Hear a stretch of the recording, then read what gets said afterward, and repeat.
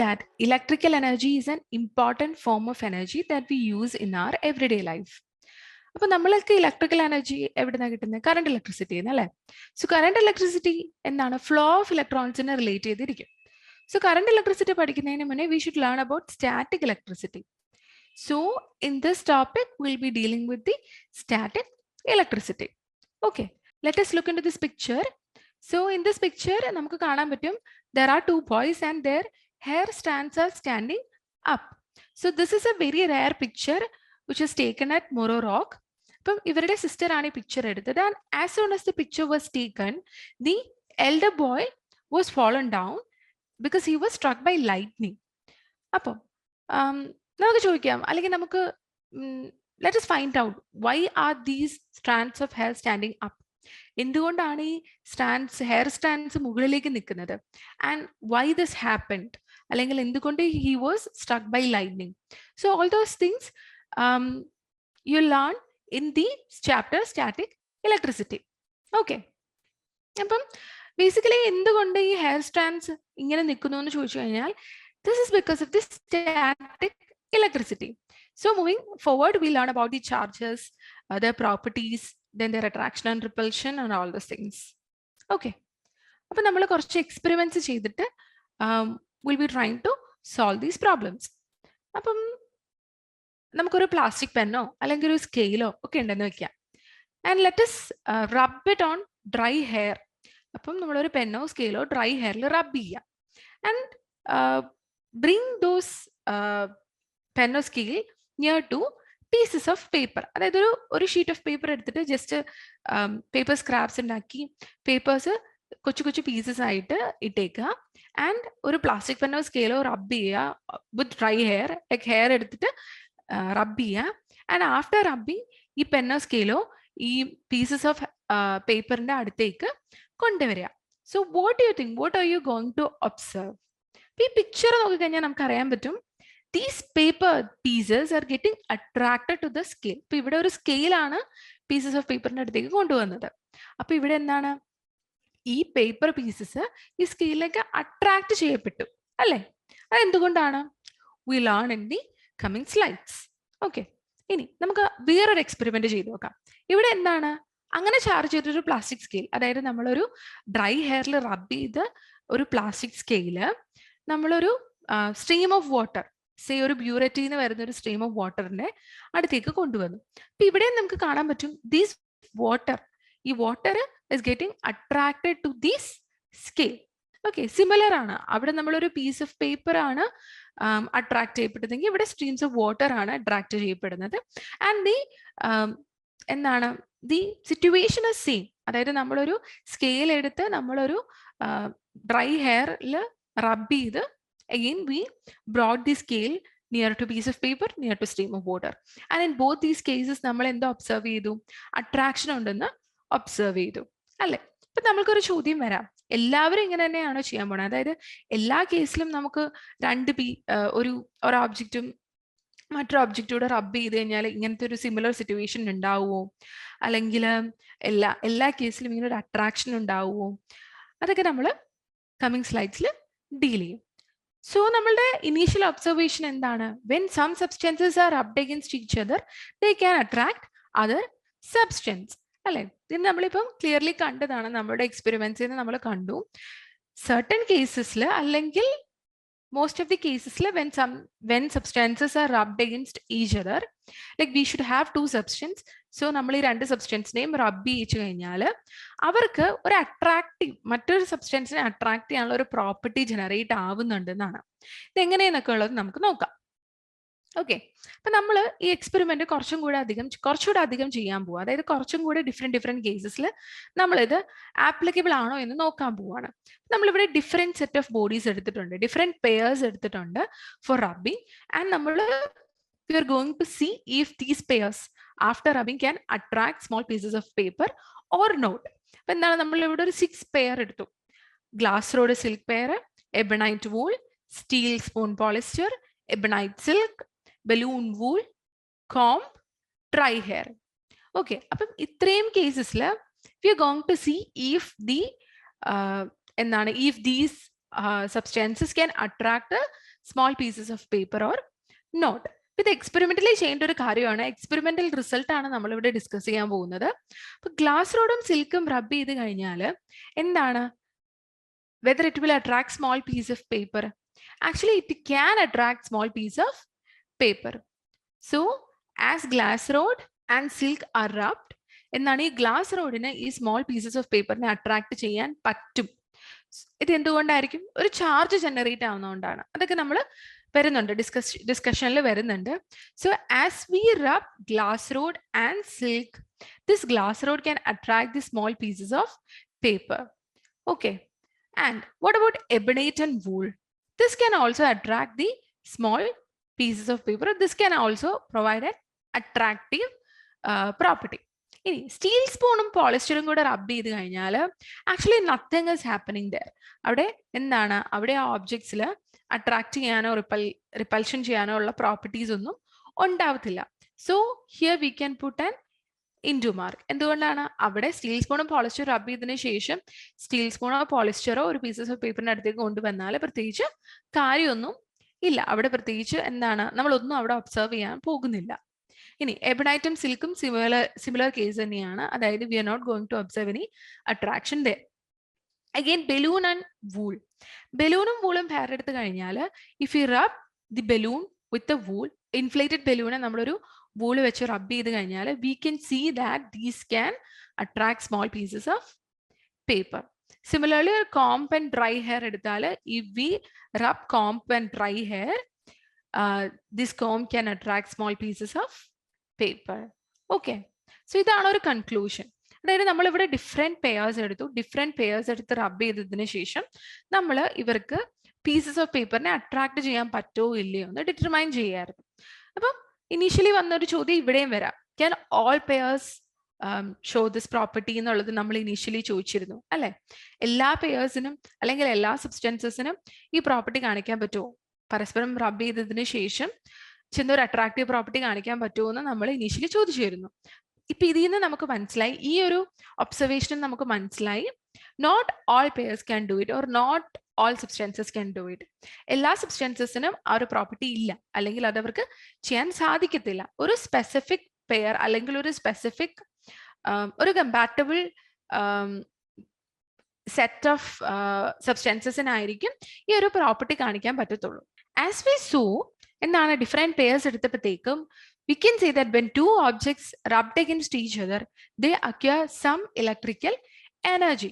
So ഇവിടെ എന്താണ്, as we rub these substances അല്ലെങ്കിൽ ഈ മെറ്റീരിയൽസിനെ പരസ്പരം റബ്ബ് ചെയ്തപ്പോൾ അവർക്ക് ഇലക്ട്രിക്കൽ എനർജി ജനറേറ്റ് ആയി, അല്ലെങ്കിൽ ഈ സബ്സ്റ്റൻസസിന് ഇലക്ട്രിക്കൽ എനർജി അക്വയർ ചെയ്യാൻ സാധിച്ചു. അതുകൊണ്ടാണ് ഇവരൊരു അട്രാക്റ്റീവ് പ്രോപ്പർട്ടി ഒക്കെ ഇവിടെ കാണിച്ചത്. Okay. So matter is made up of molecules and molecules are made up by joining atoms. So now we are going to see why an atom is electrically neutral. അപ്പൊ നമുക്കറിയാം ഒരു ആറ്റത്തിൽ എന്തൊക്കെയുണ്ട്, ഒരു proton, ഒന്നല്ല, protons, neutrons and electrons അല്ലെ. അപ്പൊ ഒരു atom is made up of proton, neutrons and electron. ഞാൻ ന്യൂട്രോൺസിന് പ്രത്യേകിച്ച് ചാർജ് ഒന്നും ഇല്ല. Neutron does not possess any charge. whereas പ്രോട്ടോണിന് പോസിറ്റീവ് ചാർജ്, ഇലക്ട്രോണിന് നെഗറ്റീവ് ചാർജും ഉണ്ട്. That is protons have positive charge and electron has negative charge. ഇനി in any atoms the number of electron and proton are equal അല്ലെ. Basically ഒരു neutral atom എന്ന് പറയുന്നത് എപ്പോഴാണ്, when the number of protons and neutrons are equal, അതായത് charge neutralize ആയി. So an atom is electrically neutral.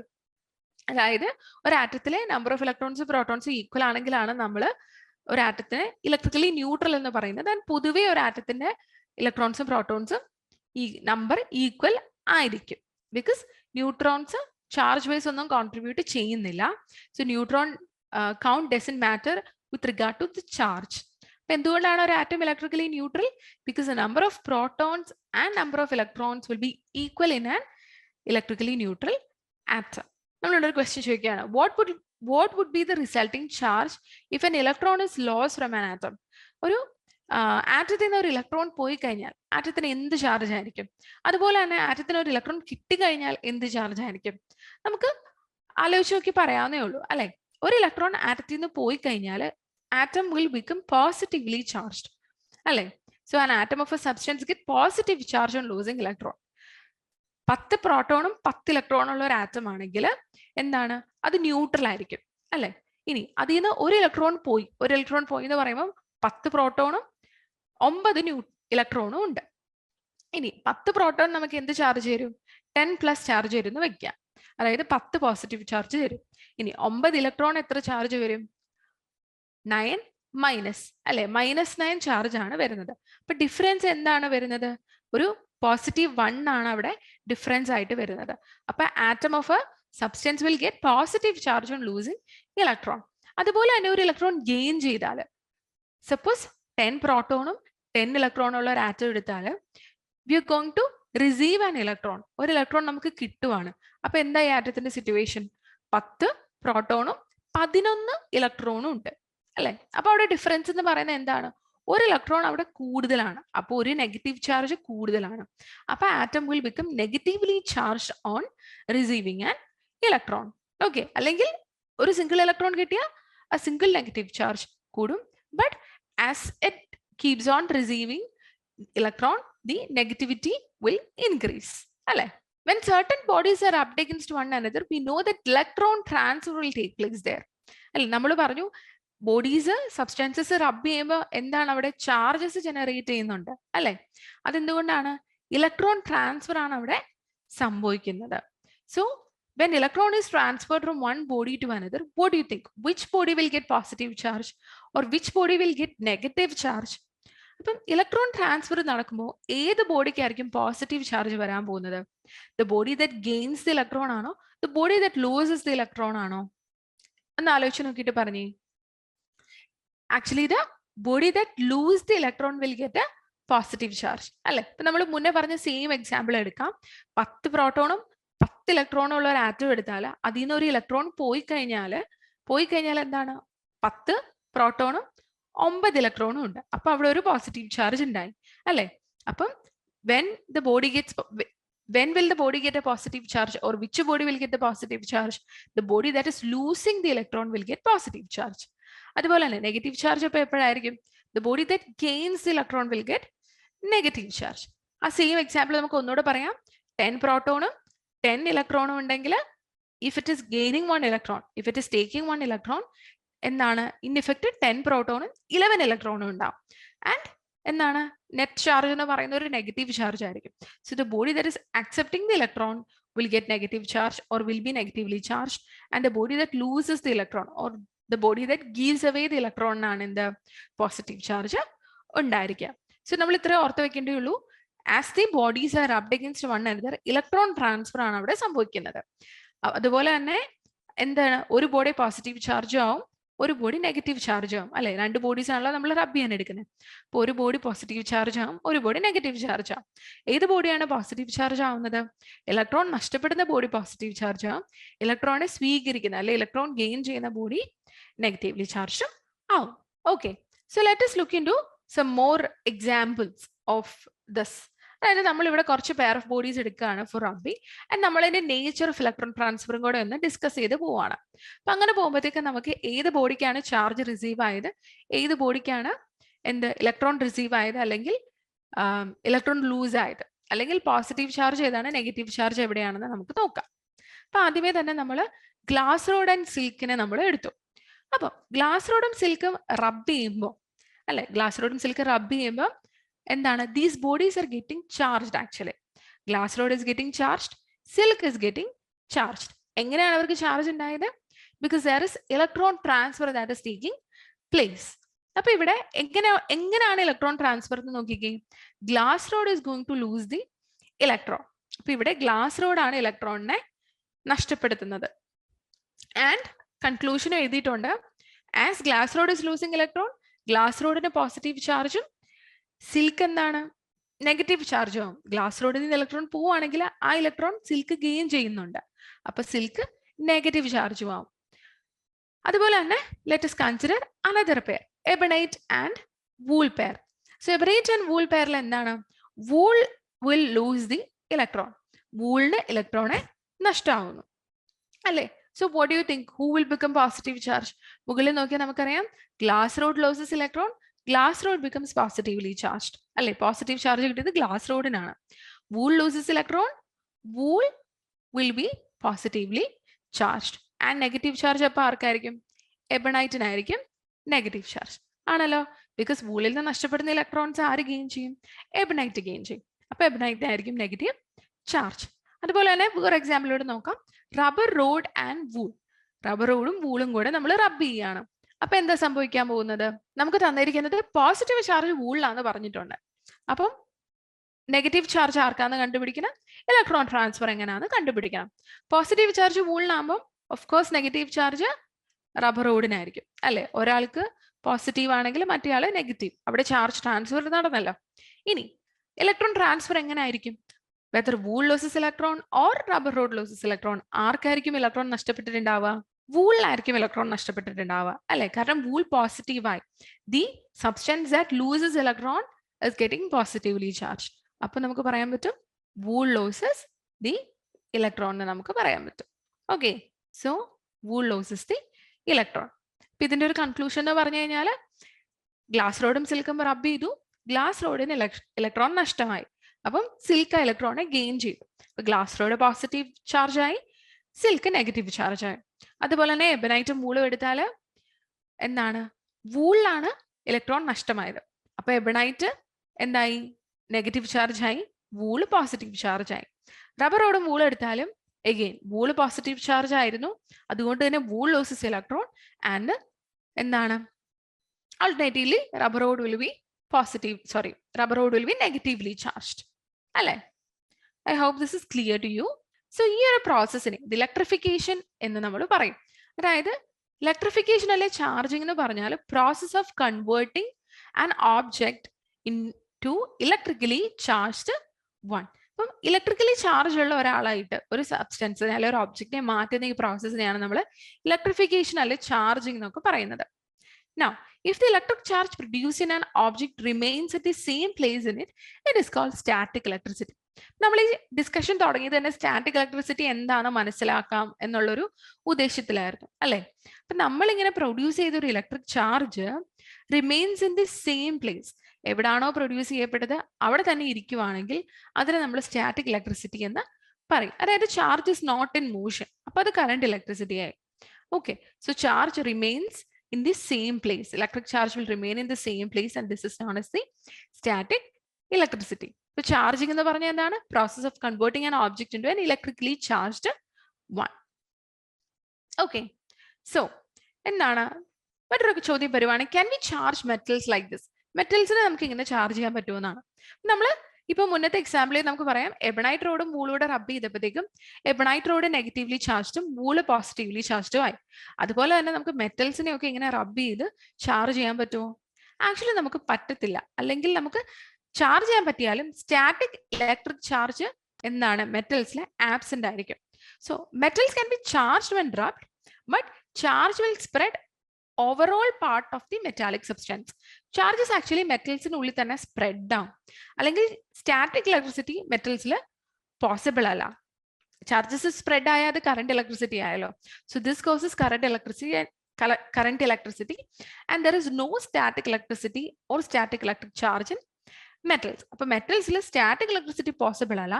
Metals charge ആയാലും on rubbing metals charge ആയാലും ആ ചാർജ് ത്രൂ ഔട്ട് ദി മെറ്റലിൽ ഡിസ്ട്രിബ്യൂട്ട് ചെയ്യപ്പെടുന്നുണ്ട്. Okay, I hope this is clear.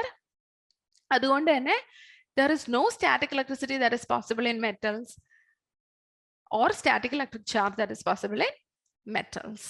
So a question arises, is it attraction along that is taking place between charged bodies?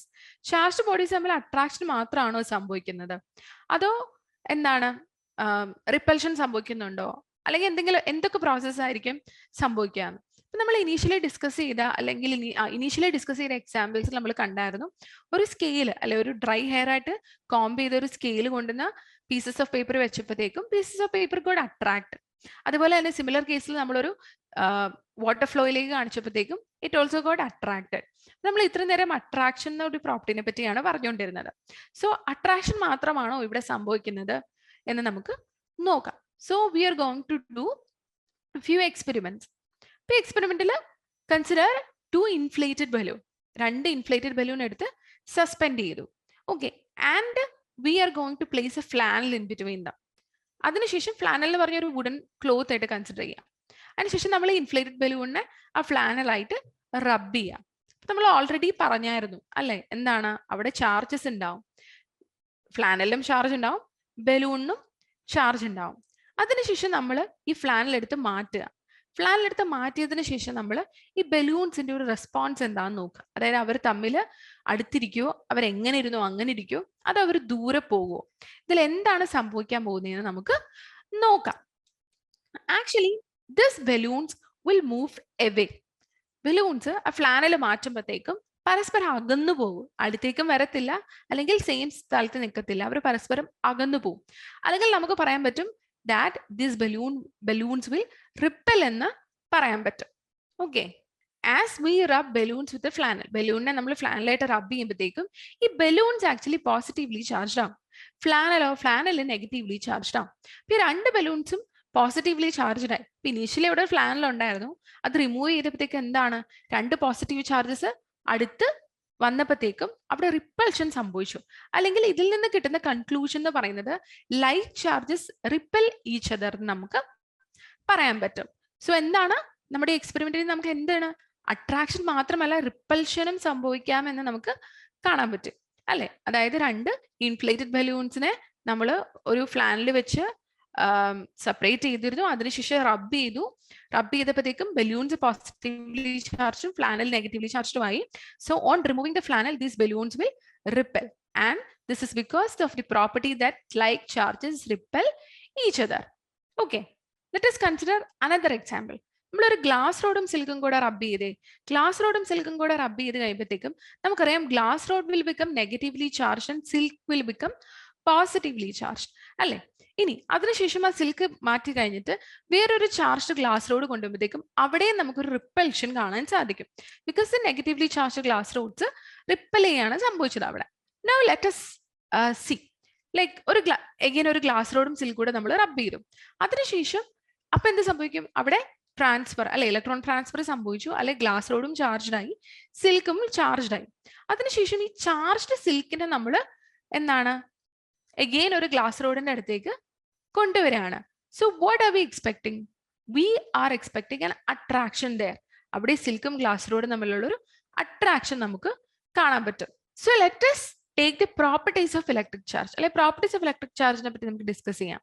So നമുക്ക് എന്താണ് first property എന്ന് പറയുന്നത്, charged bodies will attract uncharged bodies. Charged ബോഡീസിനെ അൺചാർജ്ഡ് ബോഡീസിനെ attract ചെയ്യാനുള്ള ഒരു property ഉണ്ട്. ഇത് നമ്മൾ ഇനീഷ്യലി കണ്ട എക്സാമ്പിൾ മതി. ആ സ്കെയിൽ റബ്ബ് ചെയ്ത് ഹെയർ ആയിട്ട് റബ്ബ് ചെയ്ത സ്കെയില് പീസസ് ഓഫ് പേപ്പറിനെ അട്രാക്ട് ചെയ്തില്ലേ? പീസസ് ഓഫ് പേപ്പറിന് പ്രത്യേകിച്ച് ചാർജ് ഒന്നും ഇല്ലല്ലോ, പക്ഷെ ആ സ്കെയിലിന് ചാർജ് ഉണ്ടായിരുന്നു. So charged bodies attract uncharged bodies. ഇനി അടുത്തത് unlike charges attract each other. Different charges ആണെങ്കിൽ, ഒരു ചാർജ് പോസിറ്റീവ് മറ്റൊരു ചാർജ് നെഗറ്റീവ് ആണെങ്കിൽ there will be attraction, and like charges repel each other. Like charges റിപ്പലും ചെയ്യും. അത് നമ്മളിപ്പം ബലൂണിന്റെ കേസിൽ കണ്ടതാണ്, ബലൂൺ ആൻഡ് ഫ്ലാനൽ കേസിൽ നമ്മൾ കണ്ടതാണ് ലൈക്ക് ചാർജസ് എങ്ങനെ റിപ്പൽ ചെയ്യും എന്നുള്ളത് അല്ലെ. Repulsion is repulsion only the means by which we can confirm whether a body possesses a charge or not. Repulsion വെച്ചിട്ട് മാത്രമാണ് നമുക്ക് കാണാൻ പറ്റുക ഒരു ബോഡിക്ക് ഒരു ചാർജ് ഉണ്ടോ ഇല്ലയോ എന്ന്. അത് അട്രാക്ഷൻ വെച്ചും കാണാൻ പറ്റുമോ എന്നുള്ള ഒരു ക്വസ്റ്റ്യൻ ആണ്. ആക്ച്വലി റിപ്പൽഷൻ വെച്ച് മാത്രമാണ് നമുക്ക് കൺഫേം ചെയ്യാൻ പറ്റുള്ളൂ that the body possesses a charge or not. അതായത് ചാർജ്ഡ് ബോഡീസിന് അൺചാർജ്ഡ് ബോഡീസിനെ അട്രാക്ട് ചെയ്യാൻ പറ്റും അല്ലെ. സോ ഈ ടു ബോഡീസ് അട്രാക്ട് ചെയ്താൽ നമുക്ക് പറയാൻ പറ്റുമോ അത് രണ്ടും ചാർജ് ആണെന്ന് നമുക്ക് പറയാൻ പറ്റുമോ? ഇല്ല, നമുക്ക് അങ്ങനെ പറയാൻ പറ്റത്തില്ല അല്ലെ. ബിക്കോസ് ചാർജ്ഡ് ബോഡീസിന് ചാർജ് ഇല്ലാത്തൊരു ബോഡീനെ അട്രാക്ട് ചെയ്യാനുള്ള പ്രോപ്പർട്ടി ഉണ്ട്. അപ്പോൾ രണ്ട് ബോഡീസ് തമ്മിൽ അട്രാക്ട് ചെയ്യപ്പെട്ടാൽ അതിൽ രണ്ടുപേരും ചാർജ്ഡ് ആണ് എന്ന് നമുക്ക് കൺഫേം ചെയ്യാൻ പറ്റത്തില്ല. പക്ഷെ രണ്ട് ബോഡീസ് റിപ്പൽ ചെയ്യുവാണെങ്കിൽ it's sure that these bodies should poses like charge അല്ലെ. ഈ രണ്ട് ബോഡീസിനും ഒരേ ചാർജ് ഉണ്ടെങ്കിൽ മാത്രമാണ് ഇവർ റിപ്പൽ ചെയ്യുള്ളൂ. Or like charges repel each other എന്നാണല്ലോ. അപ്പം രണ്ട് ബോഡീസ് റിപ്പൽ ചെയ്താൽ നമുക്ക് കൺഫേം ചെയ്യാൻ പറ്റും രണ്ട് ബോഡീസിനും ചാർജ് ഉണ്ട് അല്ലെ, രണ്ട് ബോഡീസിനും ലൈറ്റ് ചാർജ് ആണ് എന്നൊക്കെ നമുക്ക് കൺഫേം ചെയ്യാൻ പറ്റും. അപ്പൊ റിപ്പൽഷൻ ആണ് ആക്ച്വലി നമുക്കൊരു ബോഡി ചാർജ്ഡ് ആണോ അല്ലെങ്കിൽ രണ്ട് ബോഡീസ് എടുത്താൽ അവർ രണ്ടും ചാർജ്ഡ് ആണോ എന്നൊക്കെ അറിയണമെങ്കിൽ റിപ്പൽഷൻ തന്നെ റിപ്പൽഷൻ മെത്തേഡ് തന്നെ ഉപയോഗിക്കണം. കാരണം അട്രാക്ഷൻ വെച്ചിട്ട് നമുക്ക് പറയാൻ പറ്റില്ല. കാരണം ഒരാൾ അൺചാർജ്ഡ് ആവാനും സാധ്യതയുണ്ട് അട്രാക്ഷന്റെ കേസിൽ. Also the unit of charge എന്ന് പറയുന്നത് കൂളംബ് ആണ്.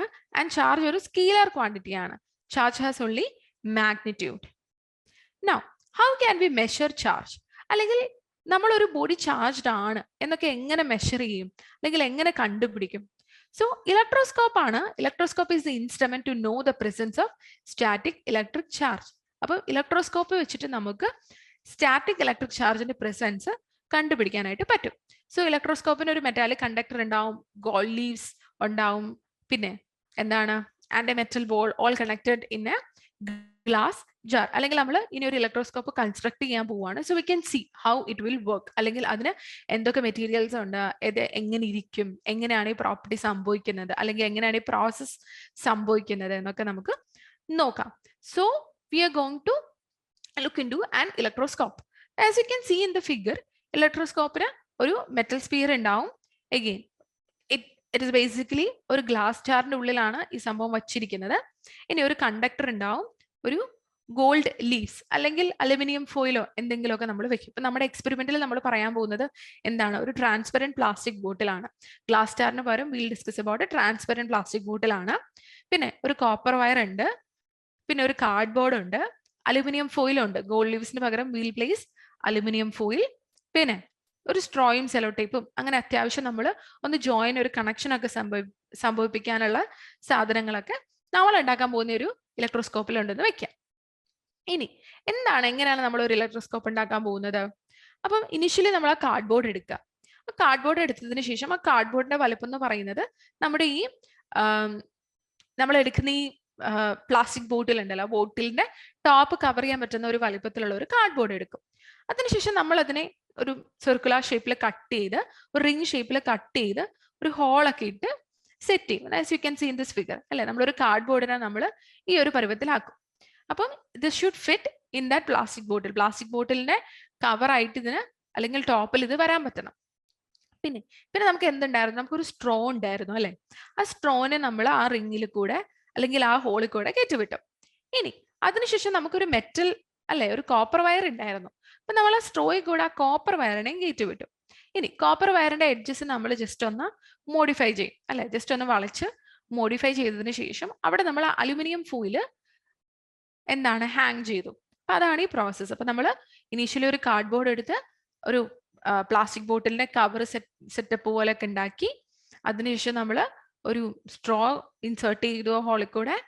സ്ട്രോയിൽ കൂടെ നമ്മൾ ഒരു കോപ്പർ വയർ ഇൻസേർട്ട് ചെയ്തു. കോപ്പർ വയറിന്റെ എഡ്ജസ് നമ്മൾ മോഡിഫൈ ചെയ്തു. അതിനുശേഷം രണ്ട് അലുമിനിയം ഫോയിൽസ് ആണ് നമ്മൾ അവിടെ ഹാങ് ചെയ്തിരിക്കുന്നത്. ആൻഡ് ഈ കംപ്ലീറ്റ് സെറ്റപ്പിനെ നമ്മൾ എടുത്തിട്ട് എങ്ങോട്ട് വെച്ചു, ആ പ്ലാസ്റ്റിക് കണ്ടെയ്നറിലേക്ക് നമ്മൾ വെച്ചു. ഇപ്പൊ നമ്മുടെ ഇലക്ട്രോസ്കോപ്പിന്റെ ഒരു സെറ്റപ്പ് റെഡി ആയിട്ടുണ്ട്. ഇനി എങ്ങനെയാണ് ഈ പ്രോസസ് നടക്കുന്നത്? So touch the top end of the electroscope with a charged glass rod. ഇലക്ട്രോസ്കോപ്പിന്റെ ടോപ്പ് എൻഡിൽ നമ്മളൊരു ചാർജ് ചെയ്ത ഒരു ഗ്ലാസ് റോഡ് വെച്ചിട്ട് നമ്മൾ ടച്ച് ചെയ്യുവാണ്. ഓക്കെ, ഒരു അൺചാർജ് ഗ്ലാസ് റോഡ് വെച്ചിട്ടല്ല. ഇനിഷ്യലി നമ്മൾ ഗ്ലാസ് റോഡിനെ ചാർജ് ചെയ്യണം. ചാർജ് ചെയ്യണമെങ്കിൽ പറഞ്ഞ പോലെ റബ്ബ് ചെയ്താൽ മതി അല്ലെ. സ്യൂട്ടബിൾ ആയിട്ടുള്ള കമ്പാറ്റബിൾ ആയിട്ടുള്ള ഒരു പെയറിനെ വെച്ചിട്ട് നമ്മൾ ഗ്ലാസ് റോഡ് റബ്ബ് ചെയ്ത് അതിനെ ചാർജ്ഡ് ആക്കണം. അതിനുശേഷം ഈ ചാർജ് ഗ്ലാസ് റോഡിനെ നമ്മൾ ഇലക്ട്രോസ്കോപ്പിന്റെ ടോപ്പ് എൻഡിൽ കൊണ്ടുവരും അല്ലെ, കൊണ്ടുവന്ന് ടച്ച് ചെയ്യിപ്പിക്കും. ഇനി നമ്മൾ ആദ്യമേ കാണാൻ പോകുന്ന ഒബ്സർവേഷൻ എന്ന് പറയുന്നത് എന്താണ്? The leaves of the aluminum foil repel each other and they diverge. നമ്മൾ രണ്ട് അലുമിനിയം ഫോയിൽ ആണ് അല്ലെ, രണ്ട് square pieces of aluminium foil നമ്മൾ കോപ്പർ വയറിന്റെ എൻഡിൽ ഇട്ടിരുന്നു.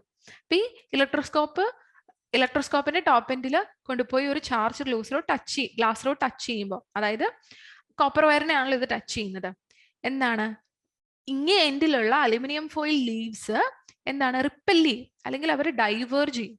ഓക്കെ, അതിനുള്ള കാരണം എന്ന് പറയുന്നത് എന്താണ്? The charge received by the electroscopic disc from the glass rod will pass through the copper wire to the leaves of the aluminum foil. Okay, അപ്പം ഗ്ലാസ് റോഡിൽ നിന്ന് ആ ചാർജ് കോപ്പർ വയർ വഴി അലുമിനിയം ഫോയിലിന്റെ ലീവ്സിലേക്ക് എത്തും. And both these leaves will have the same charge. അതുകൊണ്ട് തന്നെ അവര് റിപ്പല് ചെയ്യും അല്ലെ. എങ്ങനെയാണ്? ചാർജ് ഓഫ് ദി ഇലക്ട്രോസ്കോപ്പ് അല്ലെ, അല്ലെങ്കിൽ charge received by the electroscope will pass through this copper wire and it will reach the leaves of the aluminum foil. അപ്പം as the leaves will have the same charge, എന്താണ്, these will repel. Okay. So how can we neutralize a charge electroscope? ഒരു electroscope charge ആയി കഴിഞ്ഞാൽ അതിനെ എങ്ങനെ neutralise ചെയ്യാം? അതിനുവേണ്ടി നമ്മൾ ചെയ്യേണ്ടത് ഒരു free end of A metal wire എടുക്കണം, whose the other end is buried deep down in the earth. So connect free end of a metallic wire having one end buried deep in the earth. ഒരു എൻ്റെ എർത്തിൽ bury ചെയ്തിരിക്കുന്ന ഒരു metallic wire എടുത്തിട്ട് മറ്റേ എൻ്റെ നമ്മൾ electroscope ആയിട്ട് connect ചെയ്ത് കഴിഞ്ഞാൽ ഇലക്ട്രോസ്കോപ്പിന്റെ ചാർജ് നമുക്ക് ന്യൂട്രലൈസ് ചെയ്യാം എന്ന് പറയാൻ പറ്റും. ഈ ഒരു പ്രോസസ്സിനെ, the activity to neutralize the charge on a ബോഡീനെ നമ്മൾ ഡിസ്ചാർജിങ് എന്ന് പറയുന്നത്. അതായത് ഒരു ചാർജ്ഡ് ബോഡിയുടെ എന്താണ്, ഒരു ബോഡിയിലുള്ള ചാർജിനെ ന്യൂട്രലൈസ് ചെയ്യുന്ന ഈ ആക്ടിവിറ്റിനെ നമ്മൾ ഡിസ്ചാർജിങ് എന്ന് പറയും. So from there we are moving to earthing. So earthing എന്ന് പറഞ്ഞാൽ എന്താണ്? Connecting a body to the earth using metallic conductor is known as earthing. അല്ലെ, ഒരു ബോഡീനെ എർത്തിലേക്ക് കണക്ട് ചെയ്യുവാണ് യൂസിങ് മെറ്റാലിക് കണ്ടക്ടർ. നമ്മൾ ഇലക്ട്രോസ്കോപ്പ് ഡിസ്ചാർജ് ചെയ്യുന്ന സമയത്ത് പറഞ്ഞ പ്രോസസ്സാണിത് അല്ലെ. ഇലക്ട്രോസ്കോപ്പ് എങ്ങനെയാണ് നമ്മൾ ഡിസ്ചാർജ് ചെയ്തത്? നമ്മളൊരു മെറ്റാലിക് വയർ എടുത്തിട്ട് അതിന്റെ ഫ്രീ എൻഡ് എടുക്കണം അല്ലെ. ഒരു എൻഡ് എർത്തിൽ ബറി ചെയ്തിരിക്കും, അതിന്റെ ഫ്രീ എൻഡ് നമ്മൾ ഇലക്ട്രോസ്കോപ്പിൽ കണക്ട് ചെയ്യുമായിരുന്നു. അപ്പം connecting a body to the earth using metallic കണ്ടക്ടറിനെയാണ് നമ്മൾ എർത്തിങ് എന്ന് പറയുന്നത്. ഇനി on earthing a charged body, electrons pass from the earth to the body or from the body to the earth to neutralize the charge on the body completely.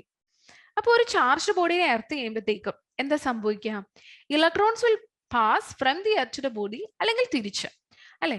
ഒന്നെങ്കിൽ electrons എർത്തിൽ നിന്ന് ബോഡിയിലേക്ക് pass ചെയ്യും, അല്ലെങ്കിൽ ബോഡിയിൽ നിന്ന് എർത്തിലേക്ക് പാസ് ചെയ്യും, in order to neutralize the charge on the body completely. ഏത് ബോഡീനെയാണോ ഡിസ്ചാർജ് ചെയ്യാൻ ശ്രമിക്കുന്നത്, അല്ലെങ്കിൽ ഏത് ബോഡീനെയാണോ എർത്ത് ചെയ്യാൻ ശ്രമിക്കുന്നത്, ആ ബോഡിയിനെ ന്യൂട്രലൈസ് ചെയ്യാൻ വേണ്ടിയിട്ട് electrons will pass from earth to body or from body to earth depending on the charge of the body. The earth gives or receives electron at any time and any quantity. അപ്പം earth has this capacity to give or receive electron at any time and also in any quantity. അതുകൊണ്ട് തന്നെ നമ്മൾ എർത്തിനെ ഒരു electron bank എന്നൊക്കെ പറയും. because electron can give or earth can give or earth can receive any number of electrons or any quantity of electrons. അതുകൊണ്ട് തന്നെ നമ്മൾ എർത്തിനെ electron bank എന്ന് പറയും. ഇനി എർത്തിങ്ങിന്റെ സിമ്പിൾ ആണിത്. നമ്മൾ എർത്തിങ് ഒരു പ്രോസസ്സിനെ ഡിഫൈൻ ചെയ്യുന്നത് ഈ ഒരു സിമ്പിൾ വെച്ചിട്ടാണ്.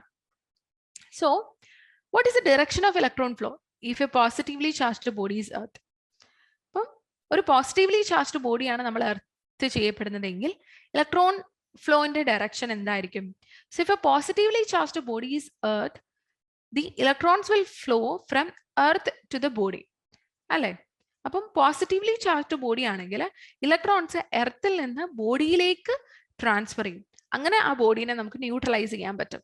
ഇനി ഒരു നെഗറ്റീവ്ലി ചാർജ്ഡ് ബോഡി ആണെങ്കിലോ, electrons will flow to the earth, അതായത് ആ ബോഡിയിൽ നിന്ന് എർത്തിലേക്ക് ഇലക്ട്രോൺസ് ഫ്ലോ ചെയ്യാണ് ചെയ്യുന്നത്. അങ്ങനെ നമുക്ക് ആ ചാർജ്ഡ് നെഗറ്റീവ്ലി ചാർജ്ഡ് ബോഡീനെ ന്യൂട്രലൈസ് ചെയ്യാൻ പറ്റും. അപ്പൊ എന്താണ് സംഭവിക്കുന്നത്? ഏത് ബോഡീനെയാണോ ന്യൂട്രലൈസ് ചെയ്യേണ്ടത് ആ ബോഡീനെ നമ്മൾ എർത്തായിട്ട് കണക്ട് ചെയ്യും. അപ്പം earth can actually receive or give any quantity of electrons. അപ്പം ഒരു പോസിറ്റീവ്ലി ചാർജ്ഡ് ബോഡീനെ നമ്മൾ എർത്ത് ചെയ്താൽ electrons will flow from earth to the body. അങ്ങനെ ആ ബോഡീനെ നമുക്ക് ന്യൂട്രലൈസ് ചെയ്യാം. ഇനി ഒരു നെഗറ്റീവ്ലി ചാർജ്ഡ് ബോഡീനെ എർത്ത് ചെയ്യുന്നെങ്കിൽ electrons will flow from the body to the earth. അങ്ങനെ നമുക്ക് ആ നെഗറ്റീവ്ലി ചാർജ്ഡ് ബോഡീനെ ന്യൂട്രലൈസ് ചെയ്യാൻ പറ്റും. So let us summarize this session. ഇവിടെ നമ്മൾ എന്താണ് പറഞ്ഞത്? നമ്മൾ ഇനീഷ്യലി നമ്മൾ സ്റ്റാറ്റിക് ഇലക്ട്രിസിറ്റി എന്താണെന്നായിരുന്നു നമ്മൾ നോക്കിയത് അല്ലെ. So an atom of a substance will get positive charge on losing electron and negative charge on receiving electron. അതുപോലെ തന്നെ ഇലക്ട്രിഫിക്കേഷനിലെ ചാർജിംഗ് എന്ന് പറയുന്നത് എന്താണ്? Converting an object into an electrically charged one. ഇനി if the electric charge produced in an object remains at the same place, നമ്മൾ അതിനെ static electricity എന്ന് പറയും. ഓൾസോ നമ്മൾ properties of electric charges describe ചെയ്തിരുന്നു. എന്തൊക്കെയാണ്? Charge bodies attract uncharged bodies, unlike charges attract each other, like charges repel each other. അതുപോലെ തന്നെ നമ്മൾ ഇലക്ട്രോസ്കോപ്പിന്റെ കൺസ്ട്രക്ഷനും ഇലക്ട്രോസ്കോപ്പിന്റെ യൂസും അല്ലെ, ഇലക്ട്രോസ്കോപ്പ് വെച്ച് എങ്ങനെ ഒരു ബോഡി ചാർജ്ഡ് ആണോ എന്ന് കണ്ടുപിടിക്കാം എന്നൊക്കെ നമ്മൾ നോക്കി. So electroscope is a instrument to know the presence of static electric charge. ഇനി activity to neutralize charge on a ബോഡിനെ നമ്മൾ ഡിസ്ചാർജിംഗ് എന്ന് വിളിക്കും. അല്ലെങ്കിൽ എർത്തിങ് എന്ന് പറയുന്നത് എന്താണ്? Connecting a body to the earth using metallic conductor. അതാണ് എർത്തിങ്. അപ്പം electrons can pass from the earth to the body or from the body to the earth to neutralize the charge on the body completely. For a positively charged body ആണെങ്കിൽ electrons will flow to the body from earth. Negatively charged body ആണെങ്കിൽ electrons will flow from the body to the earth in order to neutralize the charge on that body. So that's all for this session. Thank you. Manorama Horizon, learning made simple.